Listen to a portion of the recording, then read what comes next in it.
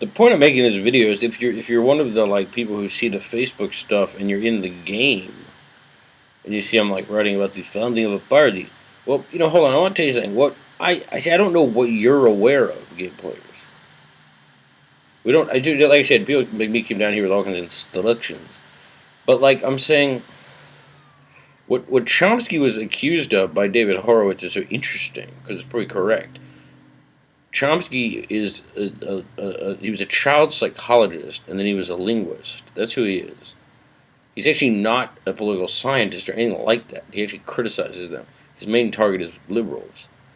He's a child psychologist and he's a linguist. That is, he really knows how to use language.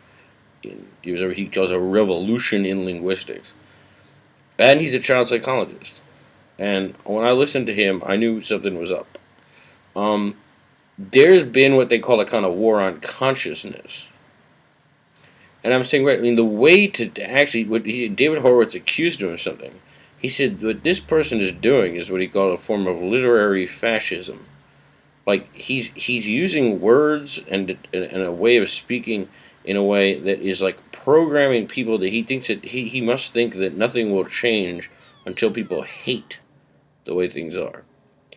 And the reason I got really into listening to his CDs is that I found he's a child psychologist and a linguist, and it was clear to me from the beginning that he was using words in a real specific way. The idea would be, I mean, it's what this guy Tessarian said. His father had been like a communist, and he said, my father was in the Communist Party. What good did it do? Or even just saying these radical organizations, what good do we actually do?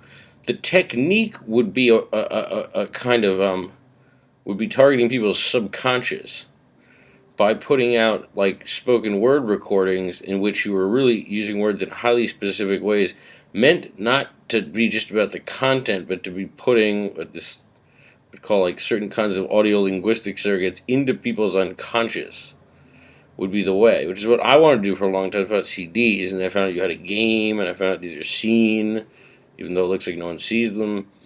Right, I mean an actual party would be like kind of a virtual party. I mean, you'd be putting out tons and tons and tons of like spoken word type material that was designed not to just be about what it's saying, but that would have like be using all the sort of psychological tools of planting things in people's consciousness. That would be the way to do that. I'm writing a thing about funding a party. Well, the problem is, I only wrote a little bit.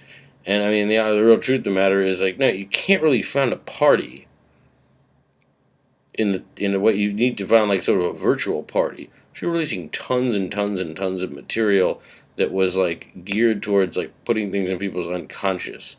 That would be how to do it.